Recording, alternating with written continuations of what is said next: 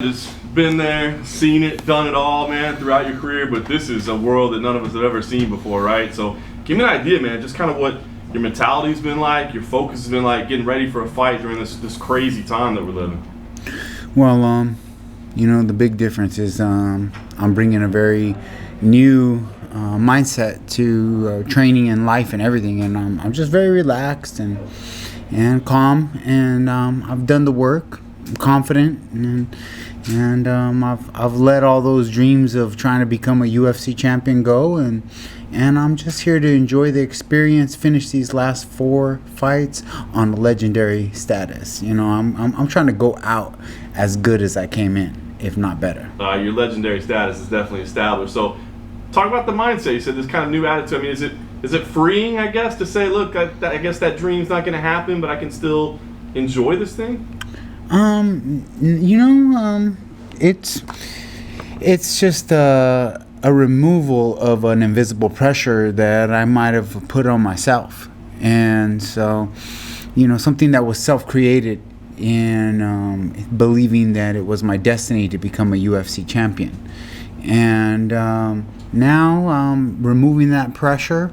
I'm just doing my thing, man. I'm just doing my thing, my way, outside the box, like I've said before, and I'm enjoying life. The pandemic was a great thing for me. You know what I mean? Like, I got rest that I never ever had in my 17-year span of fighting with UFC and chasing this invisible dream of becoming a UFC champion.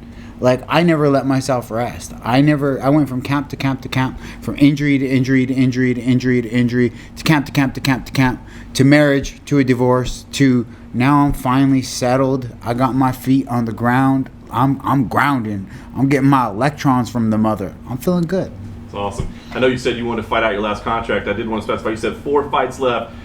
Is that the line? I mean, are you drawing the line and saying 4 fights and Diego Sanchez is gone, or do you say, let's do these 4 fights and see what happens, and maybe I'm still feeling young and good and we still get some more fights? Well, I just locked up a deal with a stem cell therapy sponsor, so immediately the week after this fight I get right back to Vegas, and I'm getting all these old injuries injected with stem cells, so we'll see, but I'm looking forward to being done. I'm looking forward to it. That way I can let this part of my life go and start the new chapter of what I have on the horizons with School of Self-Awareness and what me and my mentor Joshua Fabia are doing. And it's something different, and it's not martial arts, but life is a lot bigger than UFC and martial arts and hurting people. And I want to give back to the world and help this place and humanity. How will you look back on your fighting career, you think? I mean, I know there's still some fights to go, but I mean, will you be proud of what you've accomplished? I mean, your longevity, obviously, and what you've seen and done. I know you didn't get where you thought you wanted to be, but will you still be able to walk away and be proud of what you did? And there's nothing to not be proud of. I've had the longest UFC career out of all men.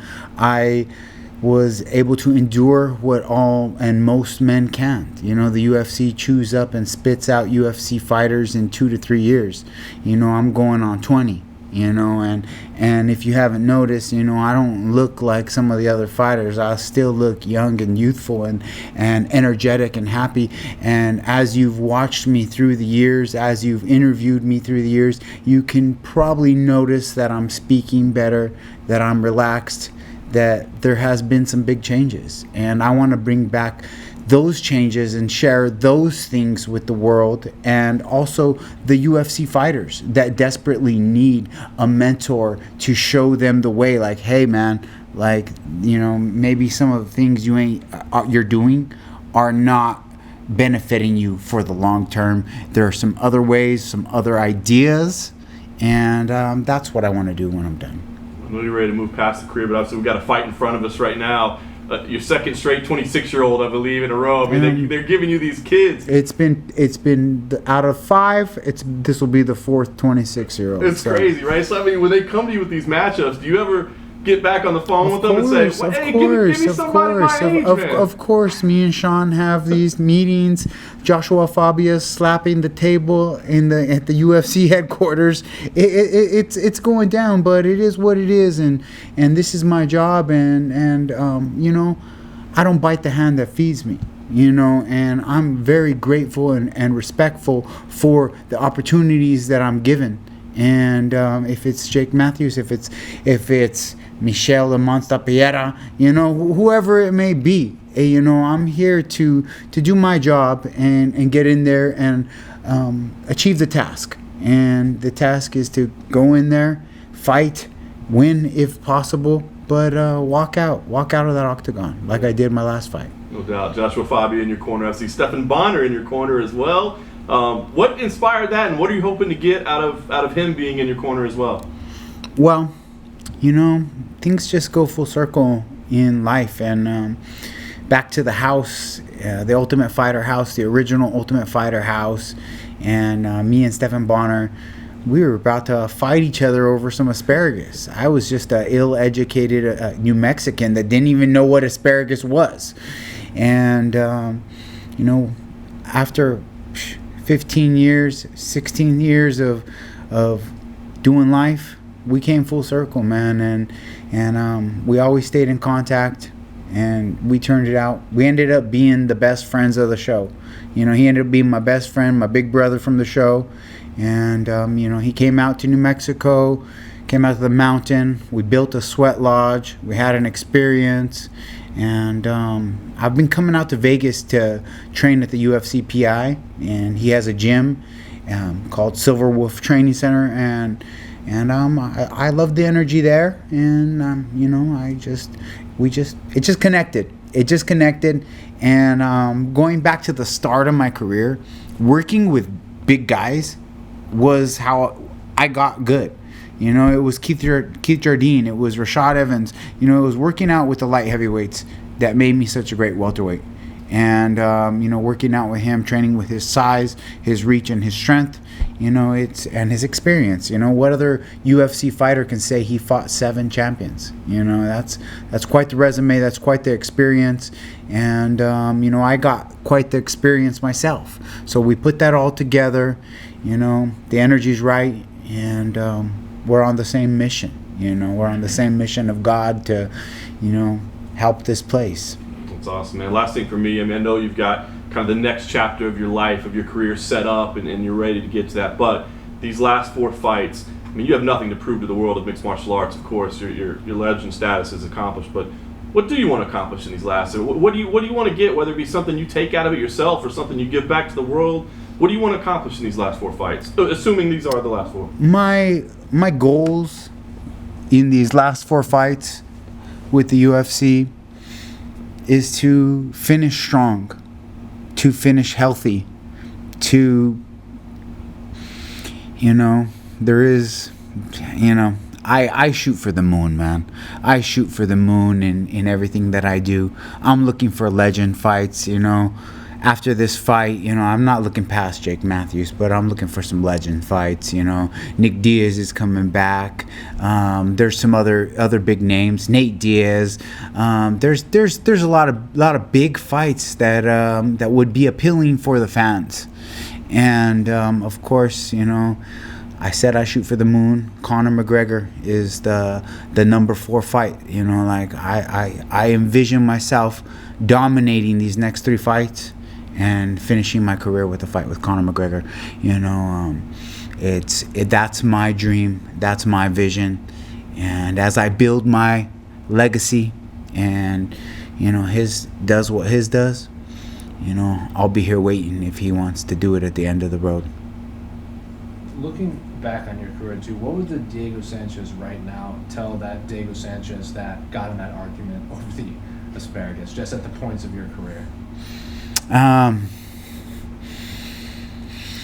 Probably just to not hog all the asparagus, you know, like couple pieces would be good enough, Diego. You know, I was going a little hard with the mentoring that Randy Couture was giving about how good greens were for you, and I was like, I gotta take these greens while they're there. You know, like I didn't even know what it was. Sure. My piss stunk after. That's all I knew. I was like, don't really like this stuff. It makes my pee stink anyway. So. How long have you been interested in stem cell work? Oh, it's been I've actually done stem cell work in, let's see, 5 years ago. I had a neck injury, and I had to invest myself, you know, like $12,000 into stem cells, but I avoided a potentially career-ending neck injury, and so ever since I've been looking for the right doctor, the right location, the right people that want to be a part of this longevity journey that I'm on, you know, and put their name on what I'm doing, and help me.